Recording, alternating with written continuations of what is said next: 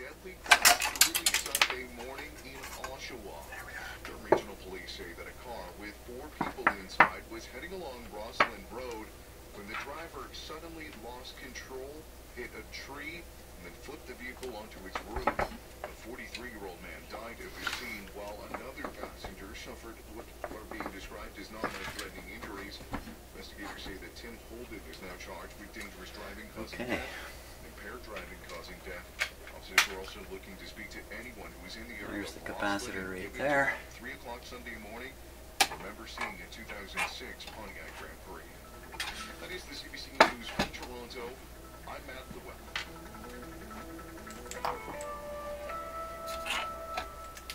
Here's a look at the weather forecast for Barrie and Huronia. There is a 70% chance of showers. Okay, now into here has to go Then tonight, that chance of showers continues 3 early evening. 3 meg ohm resistor. For Tuesday, a mix of sun and cloud and a high of 24. For Peterborough and the Court, there's a risk of a thunderstorm early this morning, a high of 17. Then tonight, that chance of showers continues, a low of 14. And for Tuesday, a mix of sun and cloud and a high of 24 degrees. Not very warm. I'm Lynch, and you're listening to the summer edition of The Current. Okay, this is what I want to listen to, this story here. Up next, rethinking the way we feel. I'm Sadness. Oh, hello. I'm Joy. So, can I just, if you could, I just want to fix that. Thanks. In the movie Inside Out, emotions like joy and sadness live together in baby Riley's brain. And there are a bunch of other emotions in there, too. Very nice. Okay, looks like you got this. Very good. Well, let's rip your dog. Look out! That's Sear. He's really good at keeping Riley safe. What is it? Okay, caution. There is a dangerous smell, people. Hold on, what is that? This is disgust. She basically keeps Riley from being poisoned, physically and socially. That is not brightly colored or shaped like a dinosaur. Hold on, guys. It's broccoli! Riley, if you don't eat your dinner, you're not going to get any dessert. Wait, did he just say we couldn't have dessert? That's anger. He cares very deeply about things being fair. So that's how you want to play it, old man? No dessert? Oh, sure. We'll eat our dinner right after you eat this. The movie depicts a gaggle of living, breathing, talking emotions living in Riley's head from the time she's born, all of them guiding her and ready to jump into action as she grows up and navigates life. And of course we can all relate. We've all experienced joy and anger, sadness and disgust. But the latest science suggests that those emotions we know so well aren't as hardwired into our brains as we've always assumed. Lisa Feldman-Barrett is a university distinguished professor of psychology at Northeastern University. Her book is called How Emotions Are Made, and she spoke to Anna Maria Tremonti from Boston in May. Hello. Hi there. So what do you think of that portrayal of emotions in Inside Out? Well, I loved that movie. Yeah, I'm doing the harder Just in one the same way first. that I love cartoons about physics and chemistry, right? So cartoon chemistry is where colorful liquids are poured into test tubes and blow up. Cartoon physics is where Wile E. Coyote, runs off a cliff and doesn't fall down until he looks down. We wouldn't expect to learn about the science of chemistry and physics from watching cartoons, and so similarly, I don't think the movie Inside Out, as entertaining as it is, should necessarily tell us anything about how the brain and the body work together to create emotions. You are being polite. Essentially, what you're saying, though, is the way we've been thinking about emotions is essentially wrong. The way that we think about emotions goes all the way back to ancient Greece with Plato, for example, and it's a very deeply held, kind of precious story that we have about what it means to be human. But that story that we have about emotions doesn't really match what the scientific evidence tells us from many different domains of science. So tell us what the traditional or classical way of looking at emotions has been. Sure. So the traditional view, which I call the classical view of emotion, is the idea that you are born with a set of circuits. They come kind of baked into your brain, one for each of a small handful of emotions, one for anger, one for sadness, one for fear, and so on.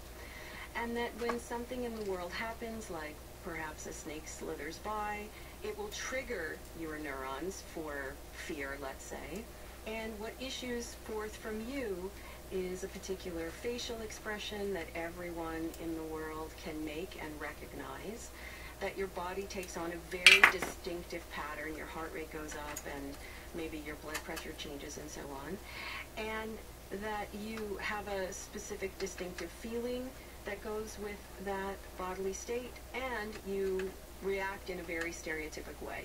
So the idea is that there's some neural essence lurking in your brain that you share with everyone in the world, and even some other animals that are not human, and that the facial expression, the bodily change, and so on are like a fingerprint that you can use to uniquely identify that emotion. And what evidence is there that this is wrong? Well, for example, there are no facial movements or bodily changes or patterns of brain activity that uniquely identify any emotion. People, for example, smile when they're sad, they cry when they're angry, they scream when they're happy. You know, you as a person probably across your life have trembled in fear, jumped in fear, screamed in fear, hidden in fear, attacked in fear, even laughed in the face of fear. So when You've been following me. But so when it comes to emotion, an emotion like fear is not a single pattern. It's actually a whole population of very unique instances that your brain is capable of making based on whatever's going to be most functional in the given situation that you're in. What about babies who cry or laugh? It's one of the most unintuitive things that we've learned. Babies come with the capacity built into their brains to feel simple feelings of pleasantness or distress, to feel worked up or to feel calm. But an infant brain is not like a miniature adult brain. It's a brain that is waiting for a set of wiring instructions from the world. An infant's brain wires itself to the physical and social circumstances that it grows up in. And so infants have to learn to experience and perceive emotions in an adult-like way. So let's explore more of that. So how are emotions made? Emotions are made in our brains, and they're not built in waiting to be revealed. They are made by us. The idea is that your brain contains a set of networks. You can think of them like all-purpose ingredients, you know, like in your kitchen, for example. You have flour, you have salt, you have water. You can make many different recipes with these ingredients. You can even make non-food recipes like glue, for example. And similarly, you have in your brain a set of networks that are common to making emotions and making thoughts and making memories and making decisions and so on. Your brain is capable of making a lot of different recipes with these common networks. So it depends on how we're growing up and where we're growing up and who we're growing up around. 3 megohms. That all of this comes into play. Absolutely. So infant brains, for example, are not born with these networks. These networks wire themselves during development. On the surface, if we look, you know, in a very general way, we would see that everyone has the same networks. But the details, the micro-wiring, is dependent on experience. So you say they are predictive rather than reactive. Exactly. So this is, again, one of the most important, I think, discoveries in neuroscience in the last 10 years or so, although the idea that the brain is predictive goes back to the 19th century. The idea is the data show us that your brain is not reacting to the world. To you, to me, it feels as if, you know, there are objects in the world that cause us to see them, right? That send light information into our retina, up to the brain, so that we see things. Similarly, you know, there are air pressure changes which enter our ears, and then we hear things and so on. But in fact, your brain is structured, anatomically structured, to predict, not to react. Your brain is constantly guessing about what's going to happen next. And these guesses are the basis of your emotions. How does the brain do What? that? Well, think about it this way. Right now, you and I are talking, and to you, it probably feels as if you're listening and reacting to the things that I say. But in fact, based on the Come on, Peanut. decades of experience that you have with the I hear English ya. language, your brain is predicting Peanut wants to every go outside. single word that comes out of my mouth. Yes. And if I had said every single word that comes out of my nose or some other orifice of my body, you would have been surprised, right? But we don't walk around being surprised all the time. Occasionally we are surprised, and occasionally there are things that are novel that we haven't been able to predict. But by and large, your brain is predicting. It's using past experience to guess what's going to happen It's good enough for now, I in the think. immediate future. And then it uses input from the world to either confirm those predictions or to modify them.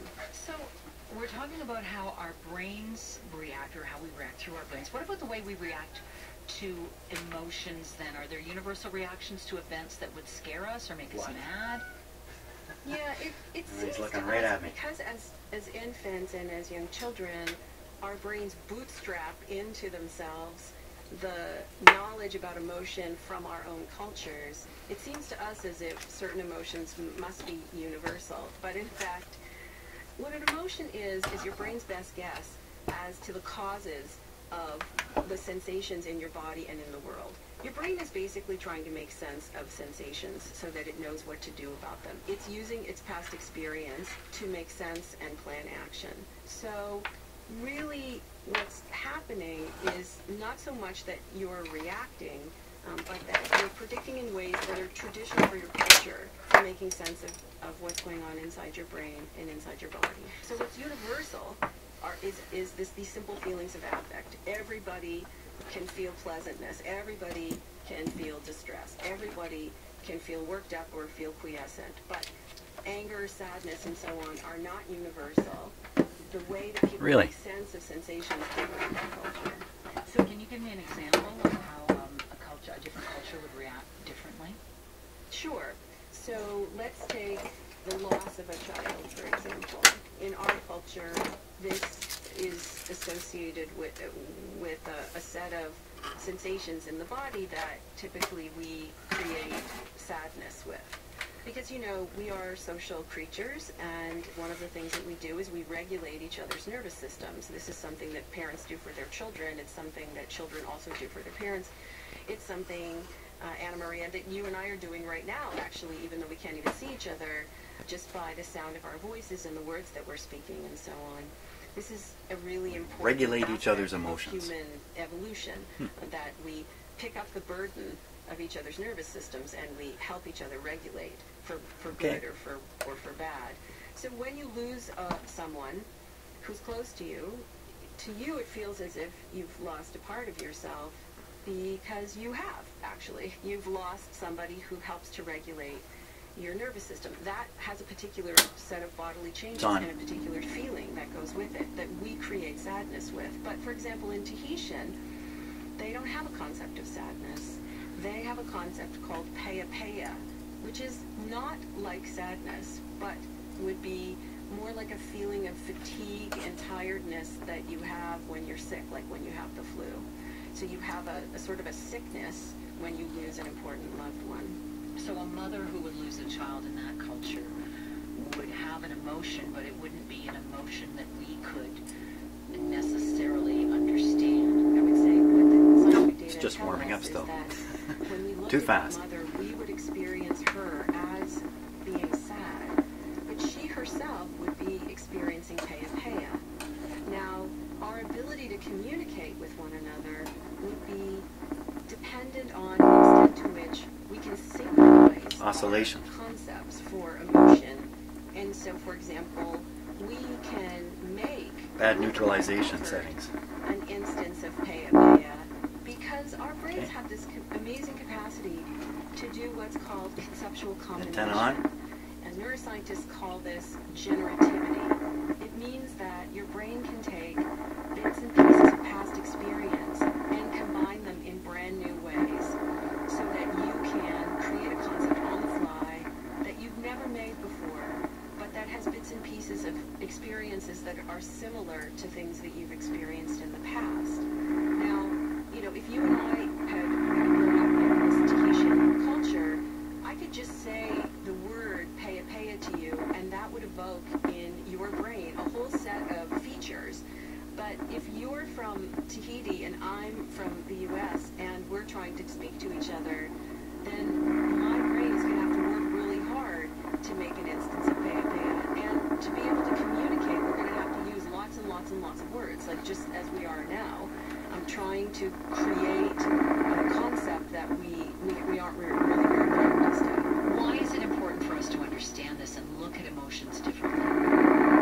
I used to kind of balk at that question. I used to think, well, I'm a scientist. I'm trying to understand how things work. We don't ask physicists why does it matter whether or not we discover the Higgs boson. We're curious. We want to understand how things work. But in 2013, there was a journalist who came to me and she wanted to write a feature story on my work. And her editor kept asking her, why does it matter that we're using the wrong theory? And so, of course, she kept asking me, why does it matter? Why does it matter? And I realized there are many cases of people being harmed, sometimes losing their lives, because we're using the wrong theory of emotion in medicine, in the law, in the media, in government, and so on. We spend money needlessly. Justice is sometimes not served. There are cases of people losing their liberty and sometimes even losing their lives. And I'll just give you one example. This is one that really grabbed me as a mother.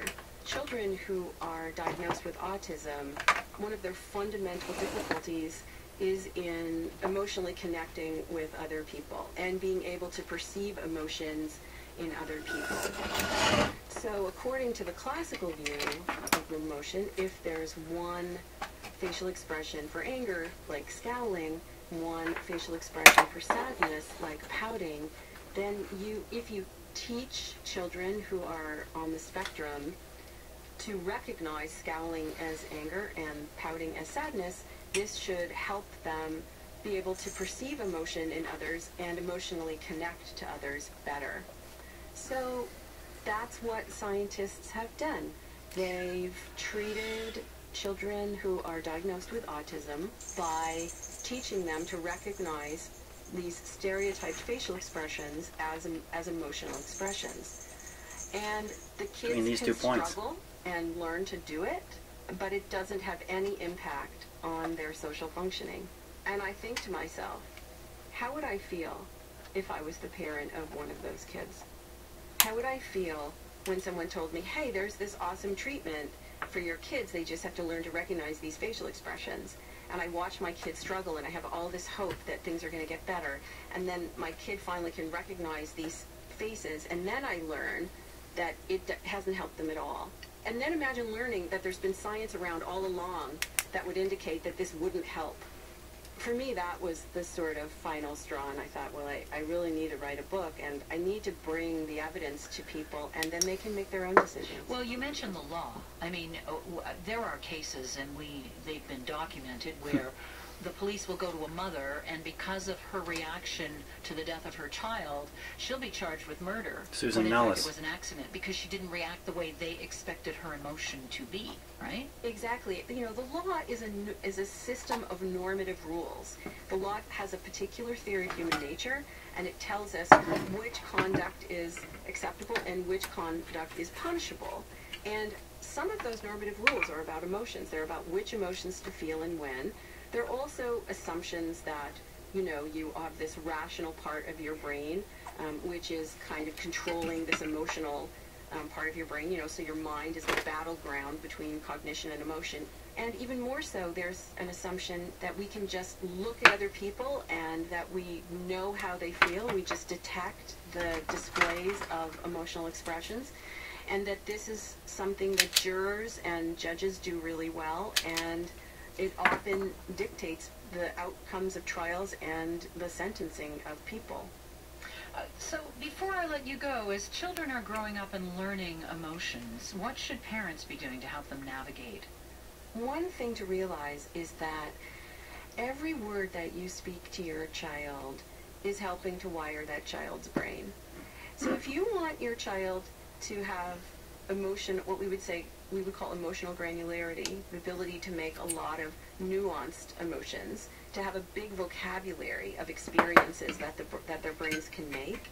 If you want an emotionally intelligent child, and this is important because, you know, emotional intelligence predicts not just social behavior, but it also predicts academic performance, then what you should do is when they're very young, start speaking to them about emotions. Start using emotion words. Even as young as 3 months old, babies can use words, even though they don't understand what a word means in a conventional sense. They can use words to start to understand what's going on in the world around them. I think a second thing that you can do as they get a little older is to have conversations with them. Just temporary not just stuff about here, by the what way. they're feeling, but also why they're feeling it and what the situation is that's occurring around them. You can talk to your children about your own feelings. I think another thing that you can do is you can sometimes not creating an emotion is the right thing to do, right? So if you have an ache in your stomach, sometimes it might be you might create a feeling of disgust. Sometimes you might create a feeling of anxiety. But you also might be just tired. You might be hungry. You might be coming down with the flu. Not every sensation from your body is an emotion. I think you can also, we regulate each other's nervous system, so you can help them to keep their nervous systems in balance by making sure they get enough sleep, that they eat properly, that they're getting enough exercise and rest, that they don't stay on social media too much. All of these things are really important because those simple feelings of feeling pleasant, feeling unpleasant, feeling worked up and calm and so on come from the sensations in your body. If they're feeling distressed, it's much easier to create a lot of negative emotion. You could avoid that. Lisa Feldman-Barrett, your work is fascinating. Thank you. My pleasure. Lisa Feldman-Barrett is a University Distinguished Professor of Psychology at Northeastern University. Her book is called How Emotions Are Made, The Secret Life of the Brain, and she was in Boston. That is our program for today. Stay tuned to Radio 1 for a new episode of Love Me. This week, Yeah, no, I don't think we'll listen to that. Okay. So quite a while ago, I learned that while we all think, I think I've mentioned this before, that we feel a feeling and then our face reflects it. Believe it or not, it's the other way around. That our face reflects how we're feeling, and then we feel it too. We feel what is on our face. And it just sounds kooky because our brain is designed to make us think otherwise. I think we're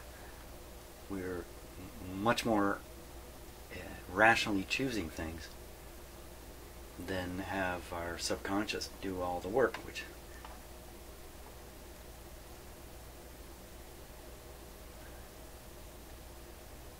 I felt something give way there.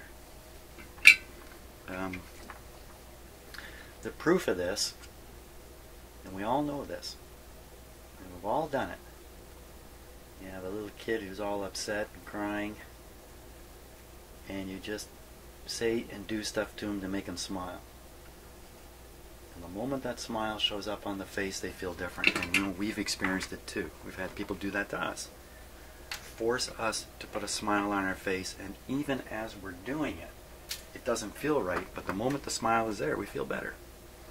Because we feel what is on our face. So when I wanted to listen to this discussion here, because I know there's a lot of things going on with us people, it's not really the way it seems. Okay, we're ready for another test. So this is now the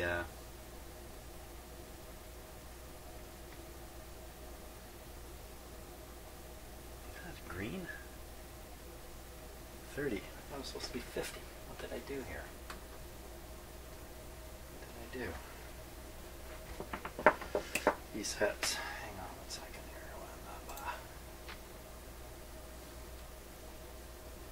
50.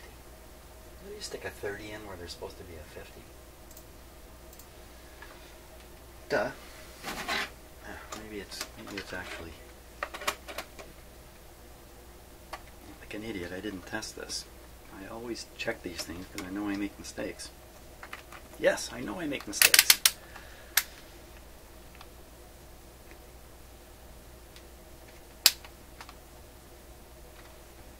Now we can't read it. Why am I getting a 0 there?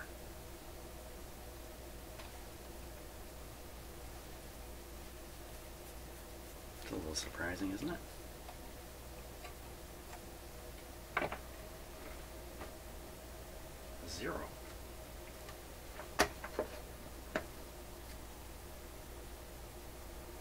A 0?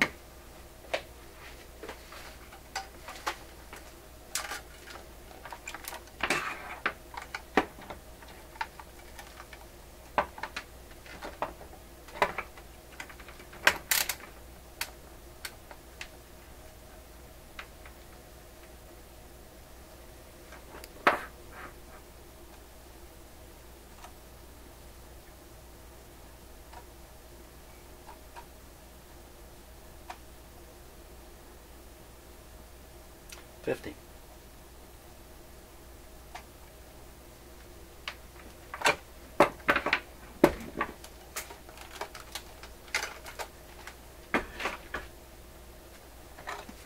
Oh,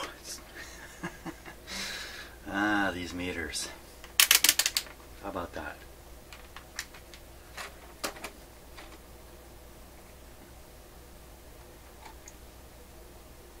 There we are. Okay, everything's better now.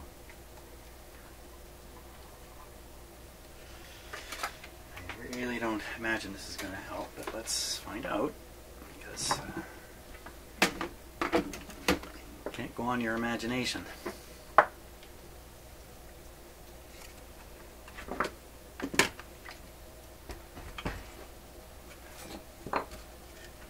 There are so many things in life that are not the way they appear, because of the biological distortions that we have as animals on the planet.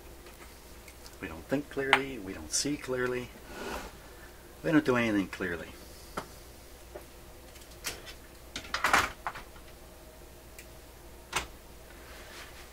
And there's a lot of evidence in that if you watch my videos.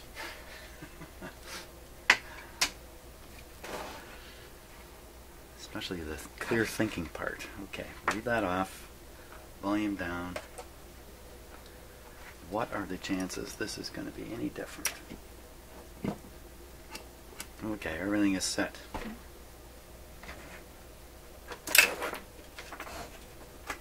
Okay, power on. We're running at full power, by the way.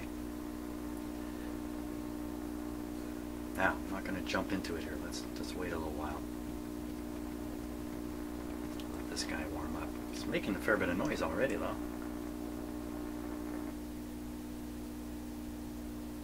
Okay, some change there.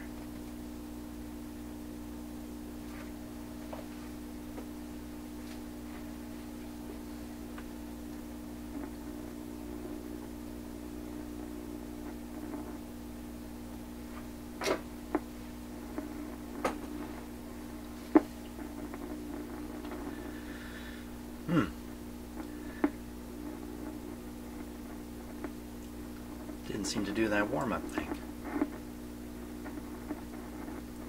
Patience, man, patience.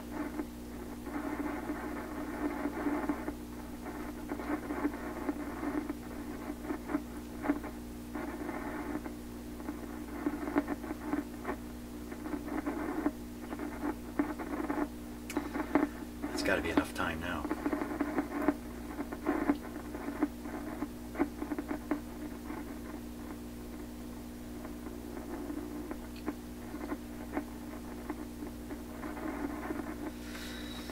Okay, let's see what we got. No antenna either. Okay, still doing the oscillating thing.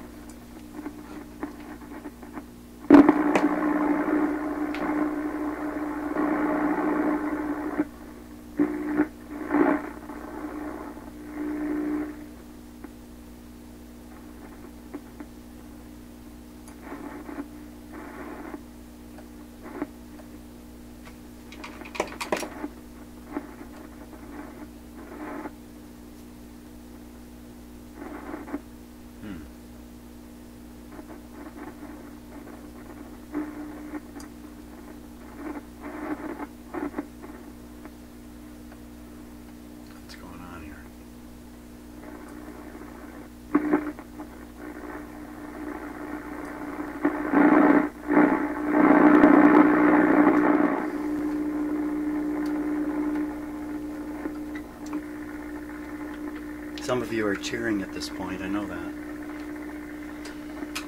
Perhaps. Okay, here we go.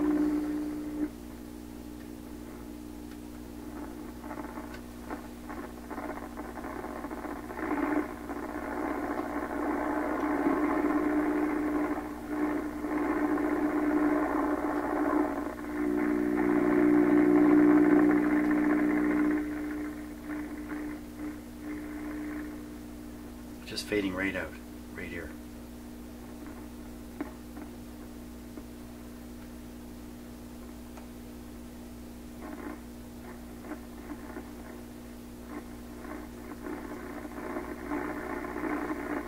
Oh, there's a little dead spot there.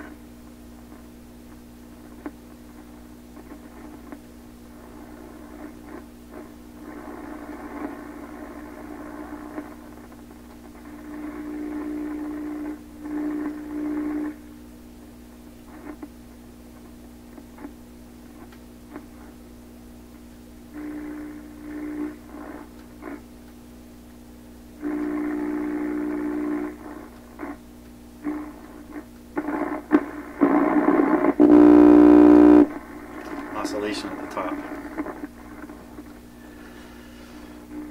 Well, it's definitely receiving something. I mean, this sound you hear now, that's a noise sound. All radios in here pick this up. That's a real noise signal. It sounds like that. So the radio's picking stuff up. It's not picking up any radio stations just yet.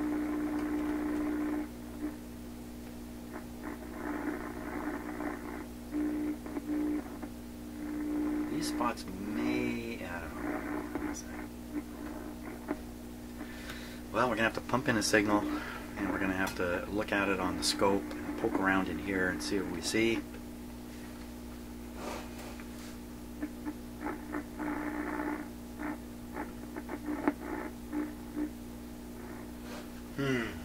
Okay. Wow. There we go. Hey, thanks for watching so far.